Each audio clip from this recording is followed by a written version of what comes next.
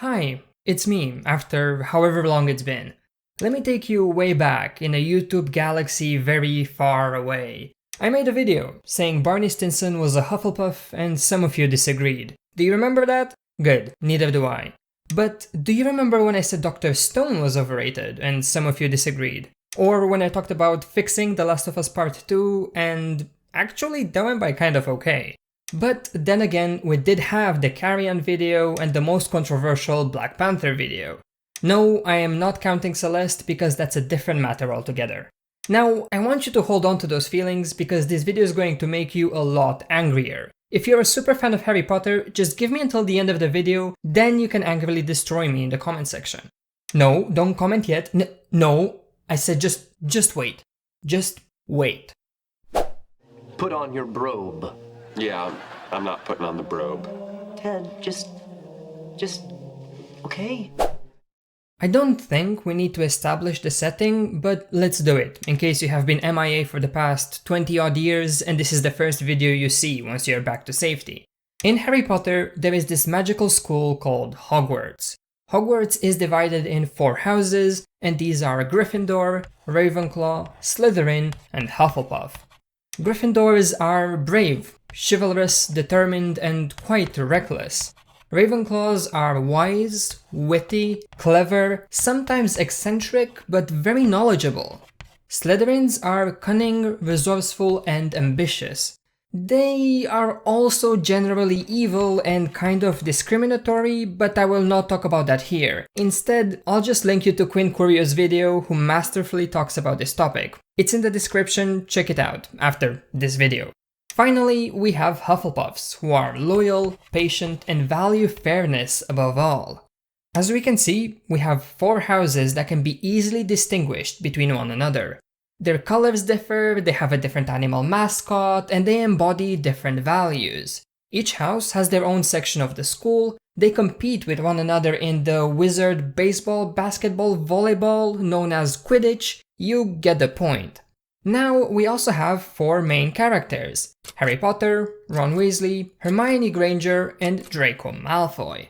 Yes, there are more, but these are basically the core 4 throughout the series.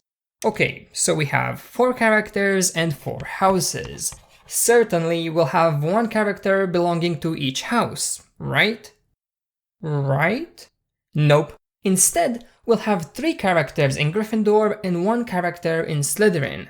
You might be thinking that this doesn't make sense. Certainly, by creating 4 unique houses, the author would like to explore each one individually. And what better way to do that than by putting your main characters in them? Okay, so that can't happen because let's say the characters envisioned all share the same values. So Harry, Ron, and Hermione should all fall squarely under Gryffindor and Gryffindor alone, right? That's also wrong. While Harry certainly belongs to Gryffindor, being brave yet reckless, there is a bit of ambiguity when it comes to Ron and Hermione.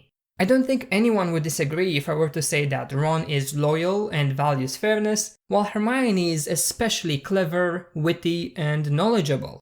So, by all accounts, the division should be Gryffindor, Ravenclaw, Slytherin, and Hufflepuff. But that is an ideal world, and we do not live in an ideal world. Instead, we live in a world where we have to make sense as to why 3 of the main characters all belong to the same house. The first reason is to do with J.K. Rowling's world building.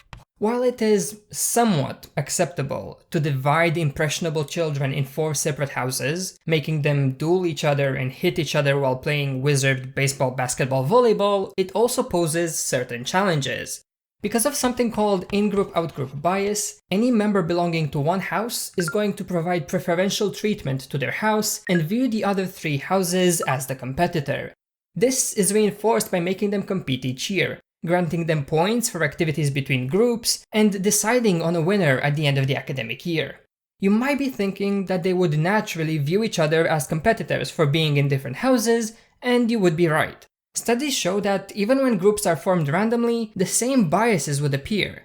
There's really no way for the author to avoid it, and she obviously realizes this. Which brings us to the second reason. Story convenience and ease of storytelling. As we established, it would be very difficult for Harry, Ron, and Hermione to operate the same way as they do in the series if they were to be part of different houses. After all, they would be competing against each other at all times, whether in Quidditch, sorry, I meant wizard, baseball, basketball, volleyball, or in anything else, really. Because of this inherent difficulty, it is drastically easier to make them all part of the same in-group, aka the same house, providing them with common ground that they can develop from. They are all in Gryffindor, so they don't need to overcome being part of different houses, banding together for the greater good. And while I definitely understand how much easier this makes everything, I can't help but think there would have been a slightly better story. Setting hypotheticals aside, let's look at the consequences. Well, if it isn't the consequences of my own actions. I thought it would be best to come into this part of the video with a thought exercise. I want you to take 15 seconds and list all of the Ravenclaw, Slytherin, and Hufflepuff characters that bear great significance on the story. No founders of the houses that never show up or characters that are so minor they barely get a name, but actual characters in the series that affect the story. I mean it. Here, I'll put a timer on the screen and give you some elevator music. I'll wait.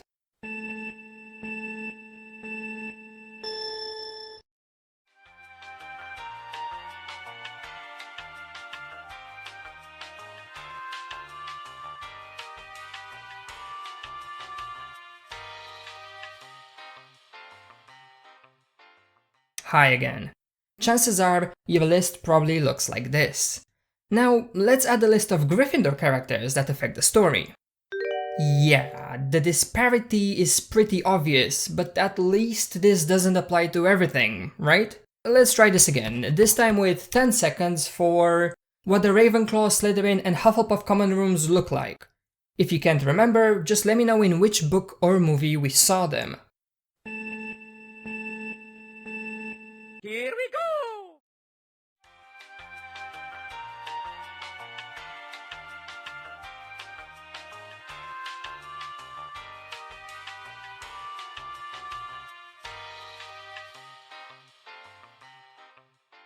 Okay, this might not be great because I can't recall either, other than Ravenclaw in Deathly Hallows.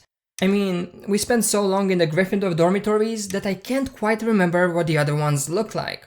But thinking about that, I actually am not sure if I've ever seen them. That's probably because we never really did outside of video games, which are as canon to Harry Potter as me finishing university. But really, the description and images for the Hufflepuff common rooms? Straight out of Pottermore. There are no other, more reliable and canon descriptions of the common room than a glorified blogging website. Let that sink in. And that's a shame, because all common rooms look quite interesting. Each has their own history and their own way of entering them. Now we have seen that all the other houses pale in comparison to Gryffindor. In terms of characters, significance to the story, and just amount of development they're given, they're merely a drop in the ocean compared to the Goliath that is our beloved Red House. Even if we were to acknowledge that they exist and are actually somewhat developed, which they aren't, we'd still have to address whether it is such a good idea to have them in the first place. It seems senseless for intelligent, rational characters such as Dumbledore to allow cult of personalities to develop. Not only would it not be inducive for growth, as the children would be surrounded by people that are like them, but there is also the Slytherin problem. I know, I said I wouldn't talk about it, but if you see a house that consistently churns out assholes, maybe putting them all together isn't such a great idea. Maybe they should experience other viewpoints and cultures. Maybe, hear me out, there are no houses. And if you really absolutely need there to be houses, maybe have points be given out for cooperative tasks rather than whatever the Goblet of Fire was. Ravenclaw is supposed to be smart, but they've allowed this for generations, it just doesn't make any sense.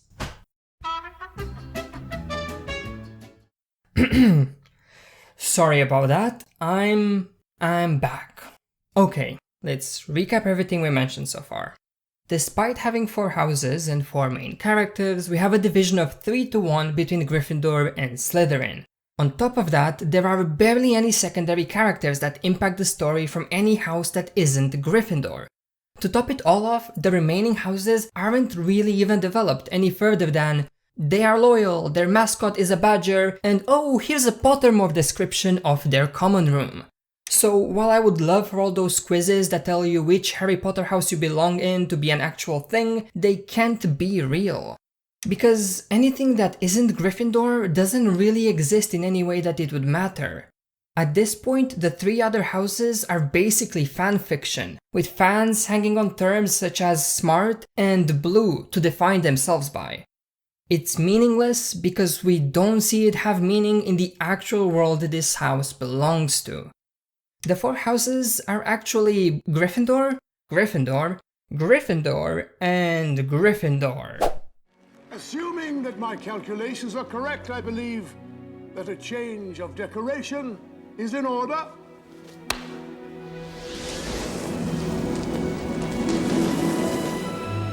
Gryffindor wins the House Cup.